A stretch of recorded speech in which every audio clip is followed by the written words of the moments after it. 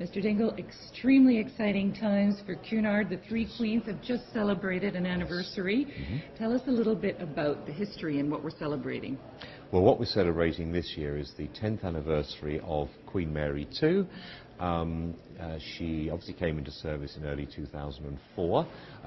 Last Friday in Southampton was the 10th anniversary of her first ever westbound transatlantic crossing, and then in New York on Friday the 16th of May will be the celebration of her first ever eastbound transatlantic crossing. So two fabulous celebrations in a week. Landmark events. Absolutely. And I am so happy that, as a matter of fact, I will be joining the one on Friday, on May 16th, my very first crossing. Lucky you. Yes, that's indeed, great. indeed. Yeah. Now, Cunard has such a strong history with North America, between England and North America, and so many people associate it with, of course, immigration and a wonderful heritage of cruising. Yes. How do you see the future now for Cunard? Because, of course, there's so much competition, not so much in the crossings, but in the cruising industry, so many bells and whistles are being added. What does the future hold for Cunard? Well, I think the wonderful thing about Cunard, and it does resonate back to that remarkable history and heritage that you referred to, is that this is a unique experience. If you think about it, the whole sense of aspiration and glamour that the whole cruise industry has, that actually derives from those golden days of ocean liners, probably in the 30s, 40s and 50s. Now, as many cruise lines have taken that on board, I think it's become somewhat diluted. But Cunard is the line which uniquely preserves that sense. And we still have it.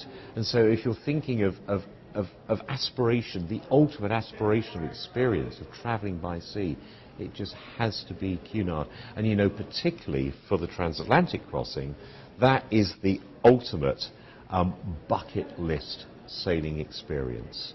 And for that reason, everybody at some stage would just love to go with Cunard. Frankly, above and beyond really any other cruise line, because it's special, it's different, and it transcends cruising. Well said, my goodness. Now, how do travel agents position the product?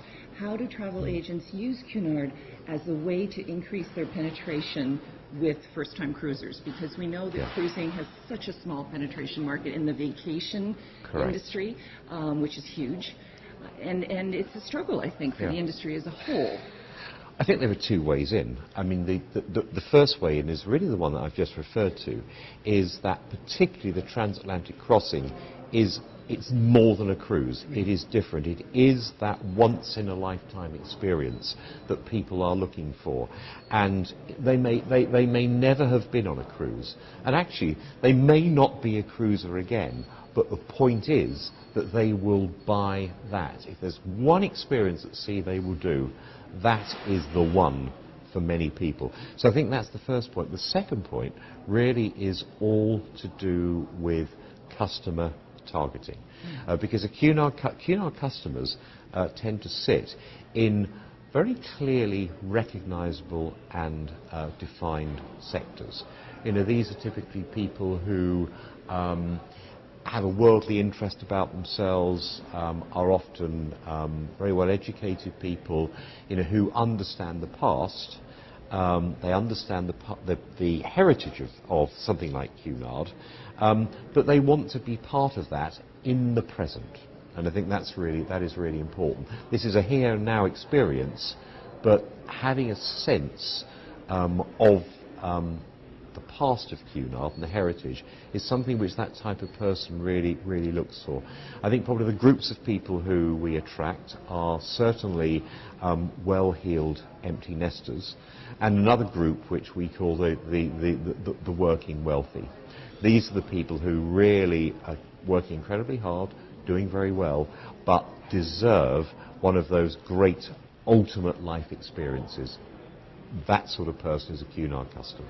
So if they have someone in front of them who's looking at rock climbing and zip lining, we do not sell them a Cunard I crossing? recommend that they might want to go elsewhere, but if at the same time, when they put a different head on at a different time, different day of the week or whatever, or something particular to celebrate, that rock climber and zip wire person, may equally be the sort of person who at another time would like a wonderful fine dining experience every night, would like to be part of great and grand and glamorous festivities. Virtually anybody who goes on a cruise, deep down somewhere, there's a bit of glamour. There's a bit of glamour that's So resonating. true, for the old People, days. well, and the glamour of now.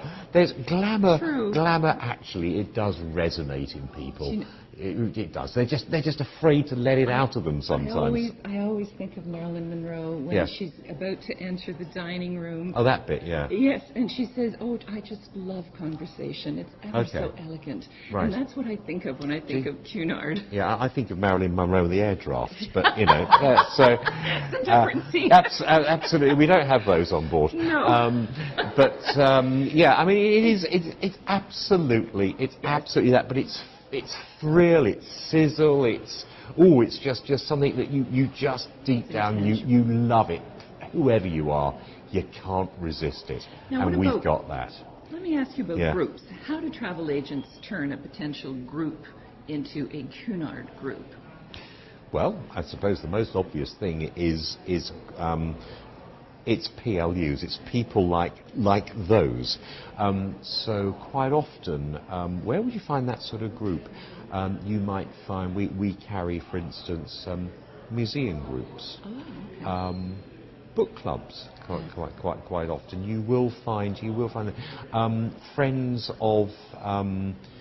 friends of musical organisations, friends of orchestras, which of course are there in all the major cities and conurbations in this country.